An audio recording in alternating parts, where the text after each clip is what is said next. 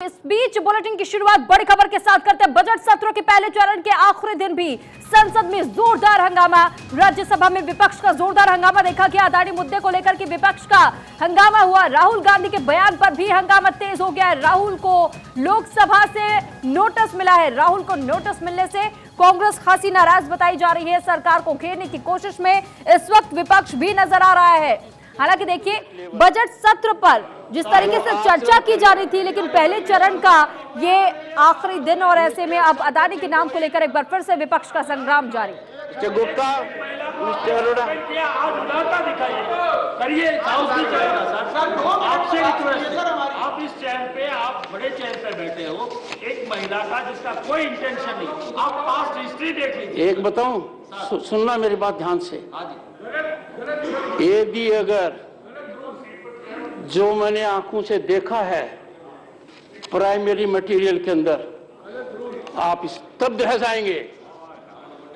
I have taken the most lenient course. सुनिए सुनिए,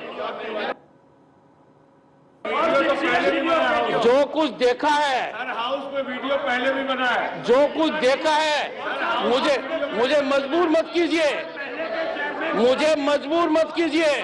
वो सब कहने के लिए कि कैसे किया गया, किसने किया गया। The House stands adjourned to meet at 11:50 AM today. तो देखिए, कार्रवाई सदन की स्थगित कर दी गई है। 11:50 यानी कि 11:50 तक के लिए कार्रवाई स्थगित कर दी गई है। राज्यसभा की कार्रवाई स्थगित हो चुकी है और आज सुबह 11:50 तक के लिए कार्रवाई को स्थगित कर दिया गया। विपक्ष के हंगामे के बाद से एक बार फिर से संसद की कार्रवाई स्थगित। वहीं दूसरी ओर लोकसभा में अब भी हंगामा जारी है। विपक्ष के हंगामे के बाद से कार्रवाई को स्थगित किया गया और साथ ही आपको तस्वीरें भी दिखा रहे हैं हम किस तरीके से लगातार विपक्ष एक और जहां संग्राम छेड़ता हुआ नजर आ रहा है, जहां पर लगातार ये कहा जा रहा है विपक्ष के तरफ से कि मुद्दे पर चर्चा नहीं की जाती बल्कि भटकाने की कोशिश की जाती है। जवाब क्यों नहीं दिया जाता अगर सवाल पूछ रहे हैं तो। और ऐसे में विपक्ष एक बार फिर से अदानी के मुद्दे को लेकर के अब घमासान छेड़ती हुई नजर आई थी और ऐसे में वो तस्वीरें भी हमने आपको दिखाई। संसद के बजट सत्र में लोकसभा और राज्यसभा की कार्रवाई शुरू तो हुई, लेकिन एक बार फिर से हंगामेदार शुरुआत हुई। हालांकि राज्यसभा की कार्रवाई को 11:50 तक के लिए स्थगित कर दिया गया है और सुबह 11:50 तक सदन स्थगित रहेगा, क्योंकि जोरदार हंगामा विपक्ष की तरफ से किया जा रहा था और राज्यसभा में चीन और साथ ही अदानी मामले को लेकर के विपक्षी सांसद हंगामा कर रहे हैं। तो दूसरी तरफ जनजातीय मामलों के मंत्री अर्जुन मुंडा छत्तीसगढ़ के संबंध में एक विधेयक राज्यसभा में पेश करने की जहां तैयारी में नजर आ रहे थे और ऐसे में इस बीच जोरदार हंगामा दोनों सदनों में देखा गया कि किस तरीके से विपक्ष लगातार मुद्दे को उठा रहा है और ये मांग कर रहा है कि सरकार को अदानी मुद्दे पर खुलकर सामने आना चाहिए, खुलकर अपनी बात रखनी चाहिए। लेकिन इस बीच ये बड़ी खबर आपको बता रहे, राज्यसभा की कार्रवाई को स्थगित कर दिया गया है। 11:50 तक के लिए राज्यसभा की कार्रवाई स्थगित है। लोकसभा की कार्रवाई अभी जारी है। अदानी के नाम पर लगातार विपक्ष हंगामा खड़ा करता हुआ नजर आ रहा है।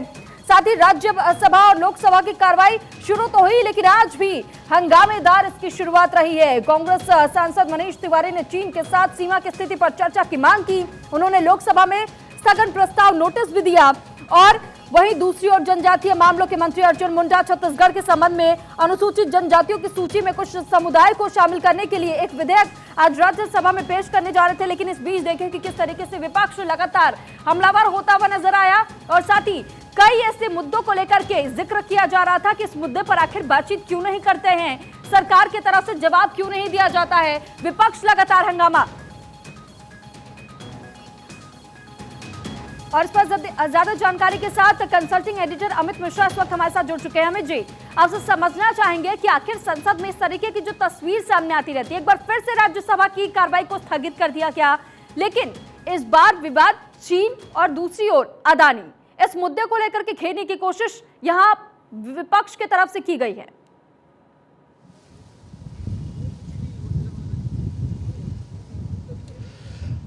बिल्कुल, सरकार को घेरने की कोशिश विपक्ष लगातार कर रहा है और आज सदन का आखिरी दिन है और इस बजट सत्र का जो पहला चंक है वो आज उसका सत्रावसान होगा और फिर 15 मार्च से उसकी दूसरी जो अवधि है, दूसरी जो खेप है वो शुरू होगी। लेकिन आज सुबह से और कल से ही मैं बताऊं आपको कि विपक्ष जो है इस विषय को लेकर काफ़ी ज़्यादा एग्रेसिव मोड में है। आज लगभग 15 पार्टियां, पॉलिटिकल पार्टियां जो हैं विपक्ष की, वो मल्लिकार्जुन खड़गे के नेतृत्व में जमा हुई। उन्होंने वहां पर अपनी बातें रखी और ख़ास तौर से जो अडानी ग्रुप के विषय में बातें सामने आई हिंडनबर्ग की रिपोर्ट के बाद, उसके बाद सरकार की तरफ से उस विषय में कोई जवाब नहीं दिया गया। ये एक महत्वपूर्ण मसला था। दूसरा, रजनी पाटिल जो राज्यसभा की सांसद हैं, उनका जो निलंबन हुआ था वीडियो बनाने को लेकर, उस पर भी विपक्ष बहुत एग्रेसिव है और विपक्ष ये कह रहा है कि अगर ऐसी बात थी तो कम से कम उपसभापति या राज्यसभा के सभापति को इस विषय में पहले सांसद को बुला के बात करनी चाहिए थी, एक्शन लेने के पहले, यानी निलंबन के पहले। तो विपक्ष इन मामलों को लेकर काफी एग्रेसिव है और उसका मानना यह है कि आज सदन की कार्रवाई जो खत्म हो रही है,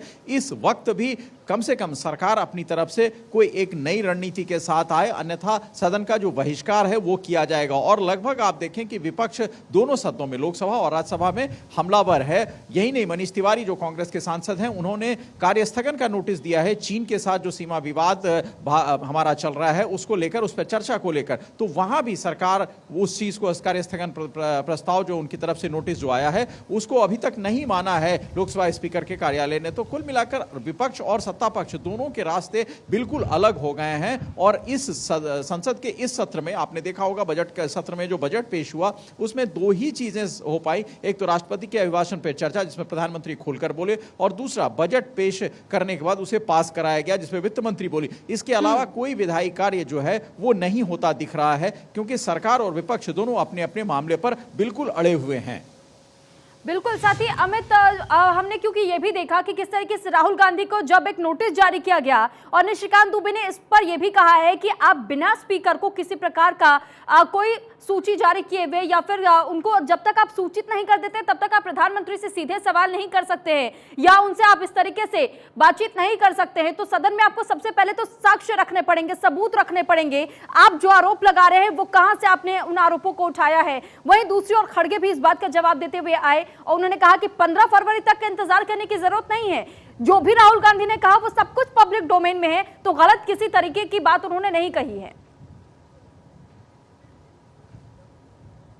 बिल्कुल, जो लोकसभा सचिवालय की तरफ से राहुल गांधी को नोटिस दिया गया है और उस नोटिस का जवाब उन्हें 15 फरवरी तक देना है, उसमें सबसे बड़ी बात है कि राहुल गांधी ने उस दिन भी सदन में, जब विपक्ष ने, खासतौर से भारतीय जनता पार्टी ने, जब वो अपनी स्पीच दे रहे थे राहुल गांधी, तब भी ये बात कहा था कि आपके पास तथ्य क्या है इस बात को लेकर कि प्रधानमंत्री नरेंद्र मोदी और गौतम अडानी जो इस देश के बड़े उद्योगपति हैं उनके साथ, उनके बीच ऐसे रिश्ते हैं। तो राहुल गांधी ने साफ तौर पर कहा था कि उनके पास सबूत हैं और पर्याप्त सबूत वक्त आने पर सौंपेंगे। तो अब लोकसभा सचिवालय ने, जो निशिकांत दुबे भारतीय जनता पार्टी के सांसद हैं, उनके पत्र पर जो अवमानना का नोटिस उन्होंने दिया है उस पर संज्ञान लेते हुए राहुल गांधी को 15 फरवरी तक का नोटिस दिया है कि वो तथ्य रखें, अपना जवाब दें। तो कांग्रेस अब ये कह रही है कि वो तथ्य कैसा, वो तो पब्लिक डोमेन में है और पब्लिक डोमेन की बातें हम लोकसभा सचिवालय के पास रखेंगे, 15 फरवरी से पहले रखेंगे। तो अब कुल मिलाकर जो बातें हैं वहीं ढाक के 3 पात होती हुई दिख रही है। जहां से शुरू हुई थी ये बात कुल मिलाकर वहीं पहुंचती दिख रही है। अगर लोकसभा सचिवालय को राहुल गांधी की तरफ से उन बातों का जिक्र और तथ्य पेश किया जाता है तो जाहिर सी बात है उस पर चर्चा होगी और फिर उसको, क्योंकि लोकसभा सचिवालय ने लोकसभा की कार्रवाई से राहुल गांधी के उन भाषणों को हटा दिया है, जो 18 कट उनके भाषण में लगे हैं वो सदन की कार्रवाई से बाहर है। अब उन्हें उस पर तथ्य सौंपना है। तो राहुल गांधी और कांग्रेस और तमाम विपक्ष की एक दलील है कि अगर आप हमसे तथ्य मांग रहे हैं तो फिर उसको पहले लोकसभा की कार्रवाई में शामिल कीजिए। और ये शामिल कराने और हटाने की जद्दोजहद के बीच लोकसभा सचिवालय इस वक्त अपने आप को बड़ा असहाय महसूस कर रहा है कि उसके लिए विकल्प क्या है। क्योंकि अगर राहुल गांधी की तरफ से तथ्य पेश किए जाते हैं तो फिर लोकसभा कार्यालय के लिए बड़ी मुश्किल होगा कि उन्हें तथ्यों से कैसे आपने सदन की कार्रवाई से हटाया। और अगर तथ्य नहीं पेश कर सकते हैं तो राहुल गांधी की किरकिरी होगी, जो विपक्ष सहन करने की स्थिति में अभी है नहीं। तो कुल मिलाकर विपक्षी एकता जो है वहां तक तो ठीक नजर आती है, वहां के बाद क्या होगा उस पर एक शंका और एक प्रश्न चिन्ह लगता दिख रहा है। बिल्कुल अमित जी, और साथ ही साथ देखिए राज्यसभा की कार्रवाई पर इससे पहले भी कई सवाल खड़े किए जा चुके हैं कि आखिर इस तरीके से हंगामा कब तक जारी रहेगा, क्योंकि आज आखिरी दिन है।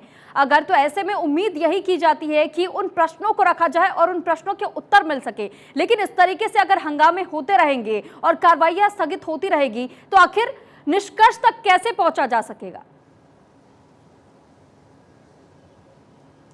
बिल्कुल, ये एक परंपरा हो गई है। आपने देखा होगा बदस्तूर कितने सत्र ऐसे धुल जाते हैं जिसमें जनता की जो बातें हैं, जिसके लिए संसद है, चर्चा के लिए संसद है और विधायी शक्ति जो संसद के पास है भारतीय लोकतंत्र की, वो उस शक्ति का उपयोग नहीं कर सकता है। यानी जो कानून बनने चाहिए उस पर बड़े संशय रहते हैं और किसी एक ऐसे पचड़े में फंसकर सरकार और विपक्ष दोनों अपनी उसको मूंछ का सवाल बना लेती है। ना विपक्ष झुकता है, ना सरकार झुकती है। अब नतीजा उसका क्या होता है? संसद की कार्रवाई लगातार बाधित होती रहती है और आपने देखा कि इस सत्र में भी लगातार संसद की कार्रवाई बाधित ही रही। हंगामे की भेंट चढ़ता रहा ये भी सत्र, और जो जनता के उपयोगी मसले हैं उन मसलों पर न तो विपक्ष के सांसद न तो सत्ता पक्ष के सांसद अपनी बात रख पाते हैं। आपने देखा होगा प्राइवेट मेंबर बिल जब शुक्रवार को आया, वो जनोपयोगी बिल होता है, उसमें सदन को चर्चा बहुत जरूरी होती है क्योंकि वो आम लोगों के मुद्दों से जुड़े बिल होती है, उस पर भी बहुत मुश्किल से चर्चा हो पाई। तो कुल मिलाकर संसद की जो उपयोगिता है, जो गरिमा है, उसको सरकार और विपक्ष दोनों संजोकर नहीं रख पा रही है इस वक्त। और आज खासतौर पर आखिरी दिन है, राज्यसभा में आपने देखा किस तरह के हंगामे हो रहे हैं, लोकसभा में शुरुआती दौर में हंगामे हुए, तो अब ये हंगामे के ही भेंट चढ़ता नजर आ रहा है आज का आखिरी दिन भी। बिल्कुल अभी जी, आप इस पूरे खबर पर नजर बनाए रखिएगा। हालांकि राज्यसभा की कार्रवाई जहां एक और 11:50 तक के लिए स्थगित कर दी गई है, तो वहीं लोकसभा की कार्रवाई अभी जारी है। लौटेंगे आपके पास अमित जी, बहुत शुक्रिया फिलहाल तमाम जानकारी हम तक पहुंचाने के लिए।